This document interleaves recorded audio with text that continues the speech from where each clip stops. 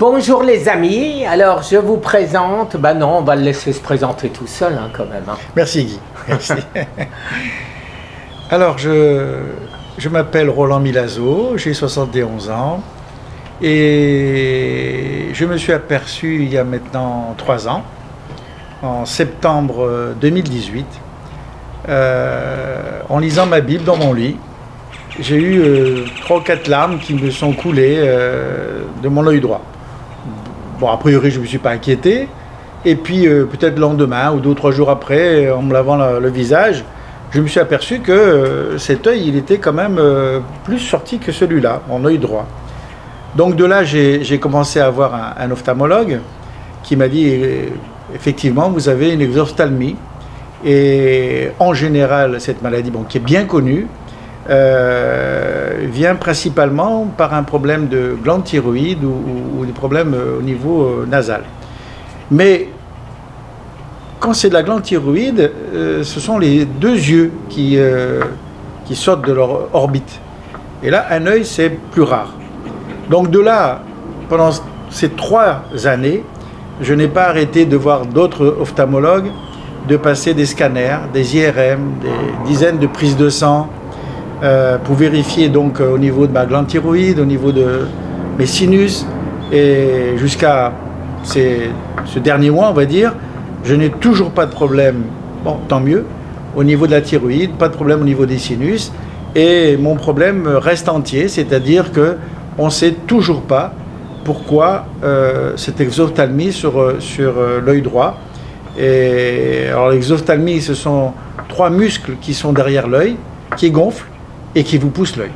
Voilà. Et c'est de là pourquoi il sort de l'orbite. Donc voilà où j'en suis aujourd'hui. Certains me préconisent de faire une biopsie de ces muscles pour savoir d'où vient le mal. Et bon, je ne suis pas très chaud pour le faire parce que ça veut dire ouvrir derrière l'œil. Alors voilà, j'en suis à la réflexion aujourd'hui de savoir si je vais dans ce sens-là ou dans d'autres. Voilà. J'ai résumé, bien sûr, puisque bien sûr. Ça fait 3 ans que ça dure. Sa fille et moi-même, nous sommes amis, et donc j'ai conseillé d'aller voir Arnaud. Exact. Arnaud Tisserand. Oui. Et donc tu es allé voir Arnaud Tisserand qui t'a fait une analyse de sang vivant comme il me l'avait fait à moi-même. Alors, qu'est-ce qu'il t'a dit? Alors, Arnaud Tisserand est un naturopathe, si je ne me trompe pas. Il est professeur. Professeur plus naturopathe, voilà. Et effectivement... Je ne pense pas qu'il est, excuse-moi, je ne pense pas qu'il ait de diplôme français. Il est professeur en Espagne. En France, je ne pense pas. C'est ce qu'il m'a dit, il n'était même pas docteur, on va dire. Oui, il n'est pas docteur. Voilà, enfin, diplôme de docteur. Donc... bon, moi, c'est quelqu'un, par rapport à ce qui m'a fait, je vais vous le dire, et tout ce qu'il m'a expliqué, j'ai pris confiance en lui, et pour moi, ce qu'il m'a dit, j'y crois. Voilà. Donc, il m'a fait quelque chose que, comme il m'a dit, en France, on ne le fait pas. Il a étudié une goutte de sang qu'il a été prendre au bout de mon petit doigt de la main gauche. Et pourquoi ce petit doigt de la main gauche? Et il m'a expliqué que c'était là que le sang était le plus sale, on va dire, pour simplifier. Et de là, donc cette goutte, il l'a mis dans son microscope. À fond noir, qui est un microscope à fond noir, spécial. Bien sûr, un microscope spécial. Et de là, l'image, il l'a transférée sur un écran d'ordinateur. Alors bien sûr, moi, je n'y comprends rien. Et il m'a donc expliqué que mon sang, sans exagérer, était pourri. Et de là, d'où vient le sang, bien sûr, vous savez tous que c'est dans les intestins que ça se passe. Cet intestin qui est notre 2e cerveau, donc organe très important de notre corps. Et donc ce sang mauvais allait perturber les choses dans mon corps. Et de là, cette inflammation de mes muscles derrière l'œil. Voilà. Donc, il m'a donné... Tu avais donc des vers, des bactéries, des champignons, des milliers de choses. Voilà, alors, bien sûr, voilà, comme je disais tout à l'heure, j'y connais rien, oui, je lui ai fait confiance, mais j'ai vu tout un tas... Ah oui, plein de choses. Voilà. Et tout le reste, comme il y en avait... Voilà, vraiment, bon... c'était terrible quoi à entendre, mais c'était la vérité. Donc de là, Arnaud m'a donné un régime assez draconien quand même, puisque il n'a pas tourné autour du pot comme on dit, et il m'a dit eh ben, à partir d'aujourd'hui plus de viande, quelle que soit la viande. Mais plus de viande. Excuse-moi, il t'a fait un pronostic. Oui, alors voilà, tu as raison, tu as raison, Guy. Il m'a dit l'avantage de cette étude de sang dans ce microscope, c'est que d'abord on voit des choses que dans les analyses de sang on ne voit pas, et surtout on voit un an et demi, voire 2 ans de ce qui peut se passer dans notre corps. Voilà. De ce qui peut se passer de grave, parce que bon, si c'est quelque chose d'intéressant, tant mieux, mais c'est pas le cas. Donc il m'a dit Roland, tu vas droit à un cancer si tu ne changes pas tes habitudes de nutrition. Donc de là, un régime draconien, plus aucune viande, quelle que soit la viande, plus rien de ce qui est à base de laitage, donc le lait, les yaourts, le fromage, le beurre, etc. Plus une goutte d'alcool, et de diminuer très sérieusement tout ce qui est à base de céréales, le pain, le riz, les pommes de terre, etc. Tous les carbohydrates, voilà, tous les sucres. Tous les sucres. Donc, très sincèrement, j'ai pris ça à cœur. Pendant un an, à 98%, j'ai suivi ce régime. Après, sincèrement, je me suis un petit peu lâché, comme on dit, mais à 80%, j'ai suivi ce régime. Mais aujourd'hui, bon, on constate que les choses n'ont pas changé. Alors, je pense qu'il faut continuer et encore peut-être davantage, être encore plus sérieux. Mais je crois à cette solution-là pour guérir de ce phénomène d'exophtalmie. Voilà. Et on a fait le tour de ton hygiène, j'irais dire, de ce que tu manges plutôt. Et on a découvert avec ton épouse plein de choses que tu ne devrais pas manger. C'est exact, c'est exact. Voilà. C'est pour ça que je me suis dit que je viens de le dire, je me suis un peu lâché et que je ne fais plus le régime vraiment draconien que j'ai fait pendant un an, quoi. Absolument. Donc je pense que la première chose à faire pour voir un résultat, si c'était moi, hein, je ne suis pas médecin, mais si c'était moi, je le ferais ce que j'ai fait pour moi-même, pour guérir de mon cancer, à savoir supprimer, mais totalement à 100%. Donc tout ce qu'on ne doit pas manger. Parce que qu'est-ce qui va se passer quand on mange quand même un petit peu de ce dont on n'a pas le droit de manger? Eh ben, on nourrit quand même son cancer. Alors bien sûr, il ne va pas évoluer aussi rapidement que si on lui donnait plein pot, coca, etc. Mais il va rester là. Alors que le but, c'est vraiment de l'affamer, de le faire mourir d'inanition, puisqu'il n'a plus rien à manger. Exact. C'est ce que je pense aussi.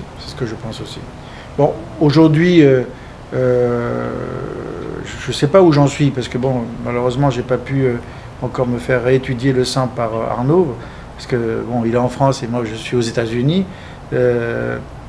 Mais j'ai passé un SPECSCAN il y a un peu plus de 6 mois, je crois, qui montrait que, bon, grâce à Dieu, je n'avais pas le cancer. Aujourd'hui, je ne sais pas, mais il y a 6 mois, je ne l'avais pas. Il n'y avait aucune trace de cancer ou pré-cancer dans mon corps.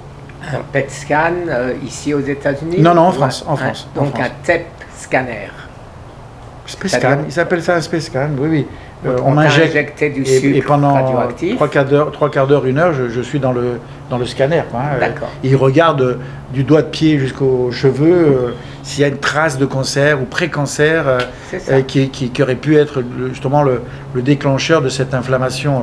Le cancer mangeant tout ce qui est sucre, quand on t'injecte du sucre radioactif, eh ben, les cellules du cancer se jettent dessus.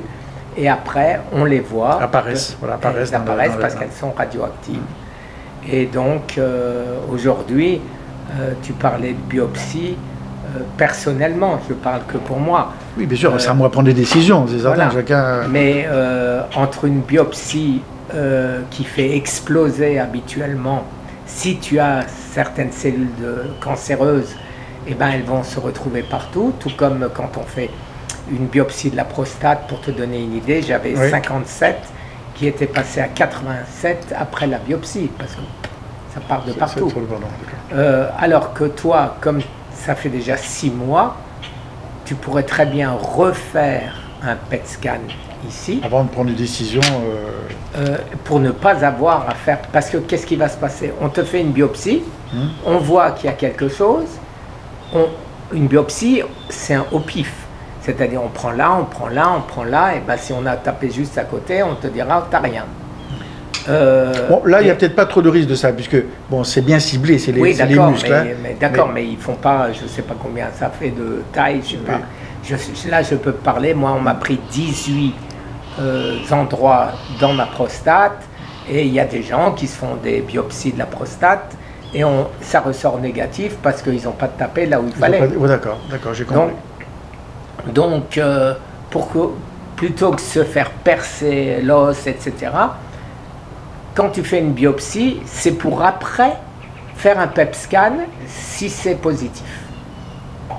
Donc, pourquoi faire la biopsie? Autant faire tout de suite le PET scan. D'accord.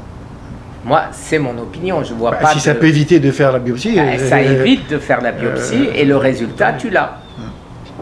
Voilà. Et je pense que si tu continues à manger sérieusement et tout, eh ben, ça se résorbera au fur et à mesure. Et voilà. C'est sûr que ça ne va pas disparaître. Voilà, ça va pas disparaître du jour au lendemain. Il faut du temps, il faut de la patience et de la persévérance dans le régime. Ouais. Absolument. Moi, je continue à y croire. Et pour te donner une idée, pour te rassurer sur ce point, sur le sérieux d'Arnaud et de ses études, c'est que Toshiba a sorti une machine qui n'est pas encore commercialisée, qui part du même principe, une goutte de sang, et à partir d'une goutte de sang, 2 ans avant le démarrage d'un cancer, ils peuvent découvrir 2000 différents cancers. Extraordinaire. Alors, ça montre bien que, voilà, et comme je te l'ai dit, pour se rapprocher de ça, j'ai une amie en France qui m'a dit, Roland, j'ai vu ou j'ai lu, en Israël, ils font aussi ces études-là. Oui, tout à fait. Ils font ces études-là, l'étude de sang, pour savoir justement mais bien avant. Aux États-Unis aussi, il y a plein d'endroits où c'est fait, mais c'est pas encore reconnu, c'est dommage, comme beaucoup de choses. Oui, parce que ça fout en l'air toute la stratégie, docteur, professeur, etc. Voilà, laboratoire. Ça déstabilise tout le système qui gagne beaucoup d'argent, et donc voilà, ça, moi c'est pas moi qui le dis. C'est moi. On va pas le dire parce que ça fait conspirationniste. Ah d'accord. Mais il est certain que pour faire bouger les choses, eh ben, c'est très très lent et c'est très très difficile. C'est sûr, c'est sûr. Je pense rien avoir oublié, Guy. Voilà. Je reste confiant dans cette voie-là. Je reste confiant. Voilà. Et ben voilà encore un témoignage à suivre, les amis. Nous suivrons donc après le PET scan de Roland.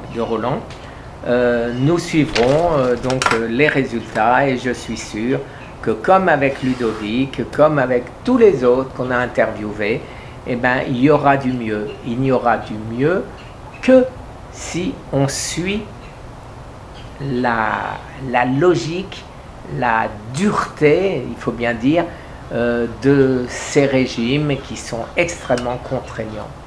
Mais quand on vous dit les corps cétogènes, les corps cétoniques, c'est pas vrai, c'est pas sûr, c'est pas ci, c'est pas ça, je ne peux répondre qu'une seule chose, c'est que nos grands-parents, nos arrière-grands-parents étaient tous sous corps cétonique, puisque le glucose, il n'y en avait pas, tout simplement. Voilà les amis, je vous souhaite une excellente journée. Merci d'avoir écouté. Au revoir. Au revoir.